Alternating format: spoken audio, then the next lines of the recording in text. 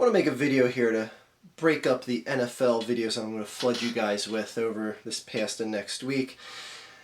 And on the news this morning, I saw that Walter Palmer, the dentist that killed Cecil the lion, gave an interview to a Minnesota newspaper, and a lot of people are upset, specifically in the internet world, internet community, social justice world, if you will.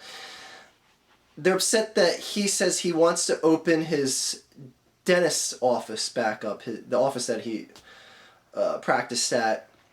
One of the things he said is, like, he wants the people that have been out of work, that worked under him, the people that have been out of work for 6 weeks to, go back to, making a living, putting food on their table, etc., etc.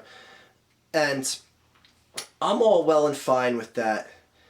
But once again, the hashtagging, the lion killer talk, all that stuff has bubbled back up because, it's the movement and the hashtagging and the social justice of the internet that gave this story, that frankly gave this story the light of day, because this shit was all over the internet before any news media organization gave this story the light of day. Because now everyone's like, it's like, yeah, we got that dentist to shut down his office. Our hashtags changed the game. Our vitriol that we spewed towards this evil lion killer changed the game. We had an impact. And now it's coming right back up because he wants to open his dentist's office back up. This is one of the times that I'm critical of the internet, because at first I love that the internet gave this story, it turned it into a story, I should say, because it gave it exposure that the media wasn't really latching onto at first, but now it's like oh, they saw the beat of the internet pick up on this, it had a pulse there. So now it's like, oh, we'll cover it on the nightly news and all that shit. And I really hate to bring in my vegetarian card to the conversation here, but I'm going to make a point. I, as a vegetarian, someone who doesn't believe in hunting myself, wouldn't pick up a gun or a bow or something to kill an animal, other than like in my Freely the Banana Girl video that I made a response to, other than it being in the apocalypse and having to live off the land, and it's a matter of life or death that I hunt animals to live, I wouldn't harm an animal. And I've been a vegetarian since 2000. Can't do the quick math in my head, but that's 15 years. Anyway, I see all these protests at this dentist's office. I see the vandalizing of his home, where people sprayed in big 3-foot letters, lion killer, on his house in spray paint. I see and hear the harassment to his wife, to his daughter. And I gotta say, to all the people hashtagging, all the people protesting, all the people doing any sort of vandalizing or harassing to Walter Palmer and his family, I gotta say, are any of you vegetarian?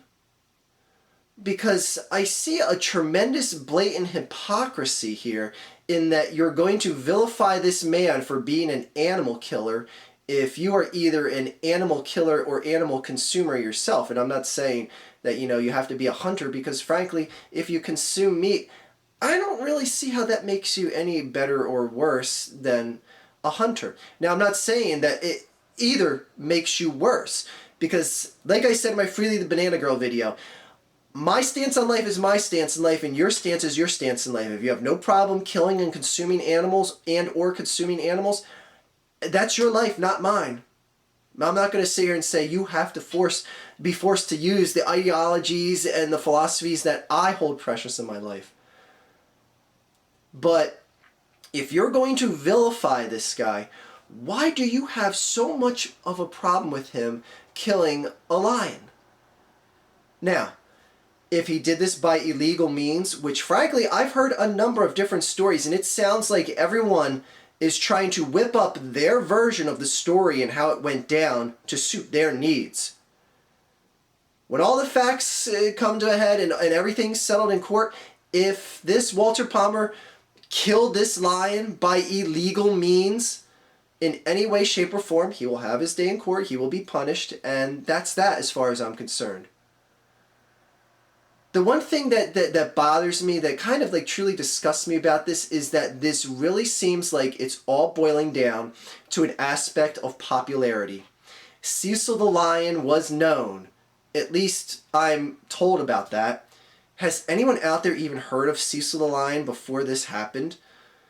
I mean, there may be a few of you that went on safari in Africa and you happen to, hear the guy driving the truck around in the safari say, this is Cecil the Lion, one of the most famous lions in Africa, because he is or something, and you're told that and you believe it and whatever. But frankly, Walter Palmer and Scott Palmer, who killed Pete the Lion, he gets away free. He doesn't get any sort of vilification. Is vilification a word? It should be if it's not. Anyways, he's not vilified. And that's where I see another hypocrisy in this, in that, yes, there are a number of people that speak up against, wild game killing in Africa, and they do that no matter what animals are killed. But to see the amount of people come out for Cecil the Lion because this lion is popular. As far as I'm concerned, as an animal lover myself and a respecter of animal rights and all that goody two-shoe shit, a lion is a lion is a lion is a lion. As far as I'm concerned. If Cecil the Lion was more popular, and if you're going to go after Walter Palmer, go after every single hunter that has a lion skin rug in their house, or that killed a lion, that purchased a lion skin. Go after all of them. Don't just single out Walter Palmer. Why should you? Why should you? That doesn't make any sense.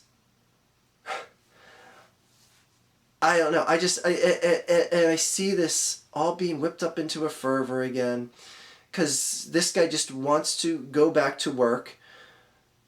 I mean, do the patients that have been going to this Walter Palmer have a problem with him? Let them be the decision makers as far as that goes. I mean, honestly, I might have a problem with my dentist if I found out about this, but at the end of the day, I might not care as well.